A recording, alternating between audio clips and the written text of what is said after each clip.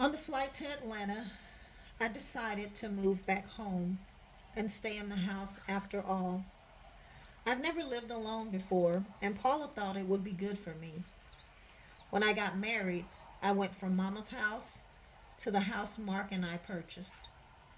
When I arrived home, my body was tired and I couldn't bring myself to unpack. I decided to take a quick nap before meeting Ron. We had plans and I wanted to be refreshed. I stretched across the bed and reached for the remote. It felt like I just dozed off before I felt pushing on my shoulder. Paula was standing over me. You still have your clothes on, sweetie. How was your flight? Paula asked. What time is it? I asked, wiping my eyes.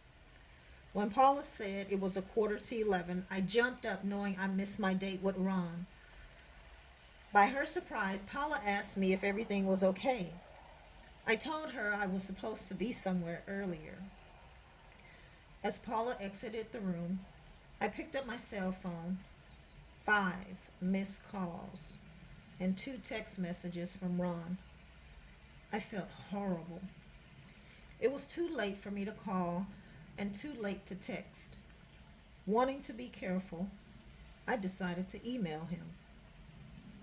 Although I knew Ron had 2 cell phones, I still wasn't comfortable trying to reach him so late. I also decided against sending that email. Now, I was wide awake and refreshed from my nap. I had bigger things to tackle, like the move back to Dallas. Giving myself a week to get situated and notify Dawn of my move, I was ready. Looking around the room that I've made home for the past year and realizing what was ahead of me made me excited yet nervous. I was going back to the city where my heart was broken and now no mama to go home to. Unpacking my clothes, I decided I wanted to call Kevin. He was known to be a night owl.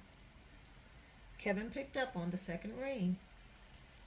He went on to say how happy he was I was back. Kevin also invited me over to spend the night.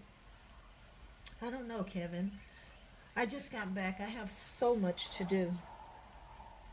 Kevin invited me to the football charity event hosted by the team.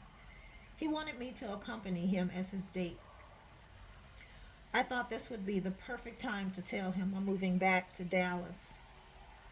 Agreeing to be his date, I also agreed we could meet up for lunch after his first practice. Why don't you send me a picture to tide me over tonight? What? Now you know I don't send those type of pictures. Babe, just what you just what you have on now. I know what type of lady I'm dealing with. How about you wait for the real thing? You won't be disappointed. We chatted a while longer and said our goodbyes. 6:22 a.m. and my alarm clock went off. I usually gave myself 8 minutes to put on my coffee and get ready to hear TD Jake's morning's word at 6:30. They're usually pre-recorded from Sunday services and edited down to 30 minutes. Although I wasn't living the life I was before, I still desired the word to get my day started. As the smell of fresh coffee lingered in the air, I turned on the television in the kitchen. To my surprise, Lisa walked in wearing yoga pants and a top. I see someone is ready for a workout, I said. Yep, besides the one I had last night. Okay, too much information for my ears. As we both prepared our cups of coffee, T.D. Jakes was speaking on resting in faith. He was so speaking to me and what I was going through. Apparently, Lisa too, because she took a seat on the bar stool next to me. What are you guys looking at? Paula asked as she entered the kitchen. Jakes is serving us this morning. Have a seat, Lisa said. No, thank you. I'll have my coffee and get dressed for my presentation this morning. You two enjoy. Paula kissed Lisa on the lips and exited the kitchen.